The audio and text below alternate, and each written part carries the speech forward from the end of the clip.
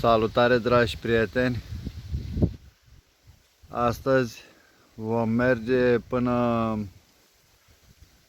sus în deal, adică vom urca acest deal pentru a căuta un fruct de pădure numit corn, coarne și în multe alte feluri. La noi li se spune coarne și pomul este corn. În alte părți poate să difere. Haideți să vedem despre ce este vorba.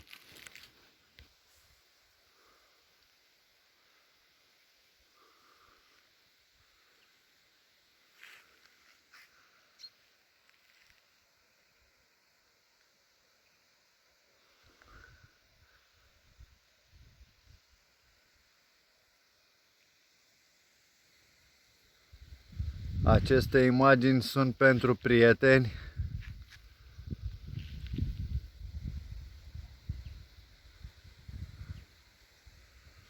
să vadă în ce zonă minunată locuim noi.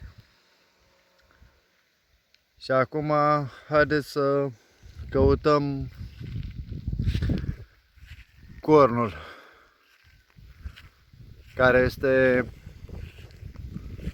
un fruct de pădure cu multe beneficii bune pentru organismul omului.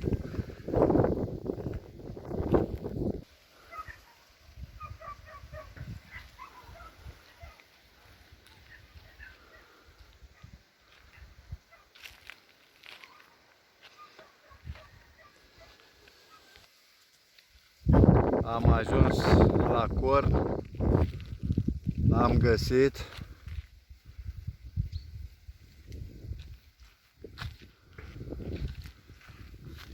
Îmi cer scuze dacă se va auzi mai urât. Acestea sunt fructele cornului, care arată cam așa.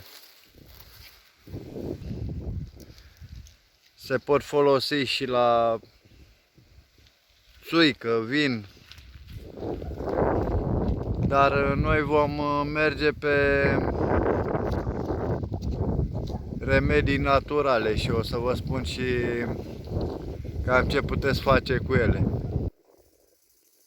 Coarnele de pădure sunt o sursă excelentă de vitamina A, B1, B2 și vitamina C, dar și de magneziu, calciu, minerale, fier, toate fiind substanțe nutritive esențiale pentru funcționarea corectă a organismului nostru. Aceste coarne se pot culege la începutul toamnei. La noi s-au copt ceva mai târziu pentru că suntem în zonă de pădure și este un pic mai răcoare. În alte părți unde este mai cald, probabil s-au copt mai de mult, dar nu este târziu nici acum.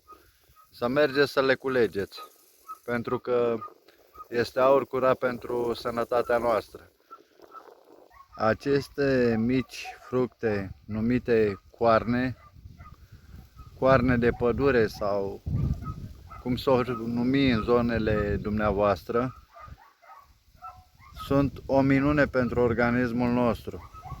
Coarnele de pădure sunt consumate pentru proprietățile lor anti-inflamatorii, antibacteriene, cicatrizante, diuretice și antivirale.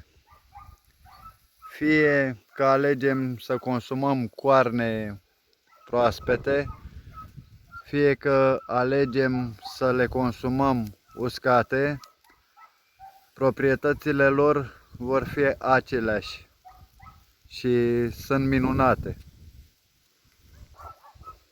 Aceste fructe poate ajuta și pe cei care suferă de diabet să le scadă glicemia, scade nivelul de zahăr din sânge.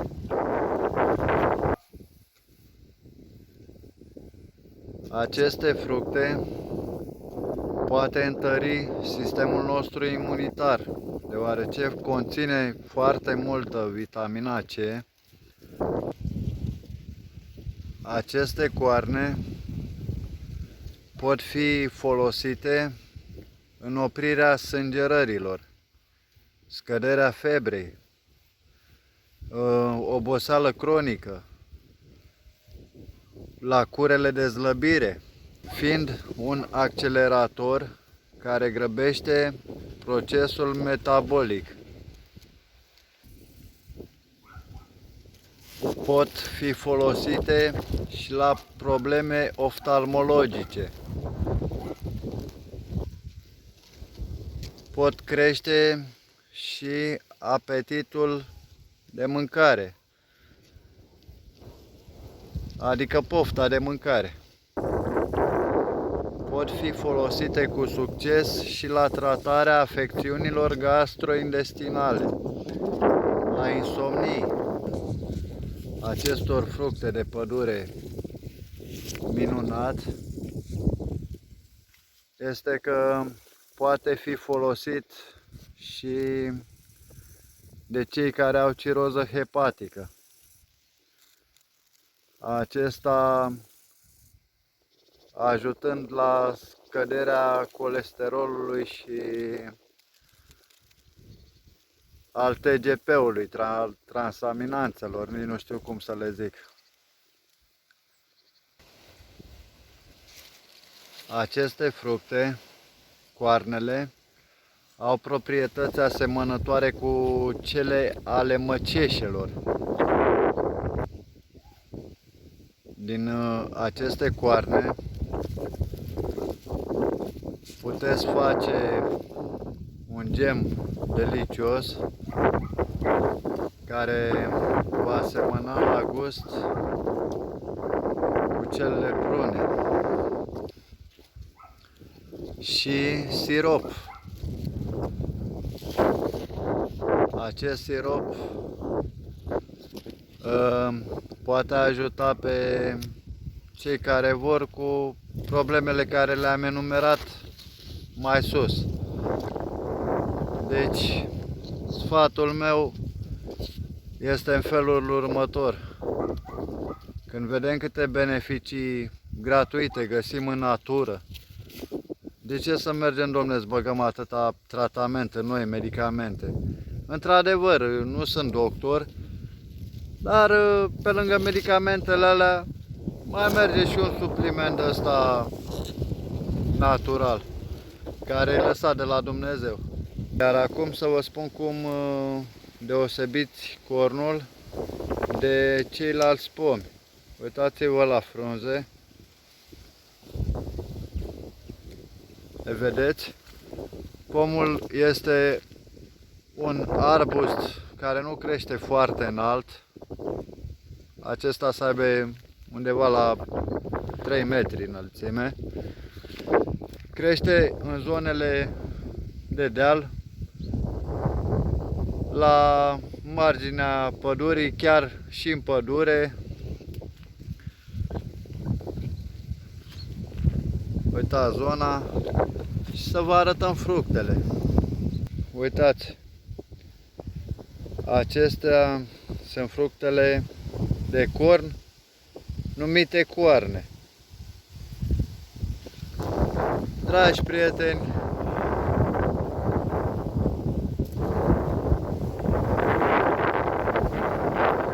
cam asta este tot, dragi prieteni. Dacă vă place ce facem și pentru susținerea noastră, vă rugăm să vă abonați. Sănătate!